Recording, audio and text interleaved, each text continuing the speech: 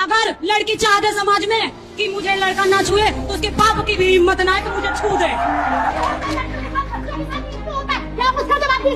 सुनिए बात सुनिए हर इंसान को अपनी मर्जी शांत रहिए, मैं चिल्लाऊंगी ना। भगवान ने तो आप दुकान को नाक दिए हैं, वाली चुपचाप आप सुनिए। बात की बात, आपके जैसे घर के चरित्र उधर बच्चे लोगों आप तक कपड़े पहन के लोग देखेंगे बेटियां क्या अच्छी बनेंगी। अरे नहीं, आपको भी हाफ पैंट पहन के आना चाहिए था, क्यों फुल कपड़े में आई है? चल ये बात है, क्यों साड़ी पहन के आई है? भारत की नारी साड़ी में अच्छी लगती, क्यों पहन के आई है? आप भी हाफ कपड़े पहन के।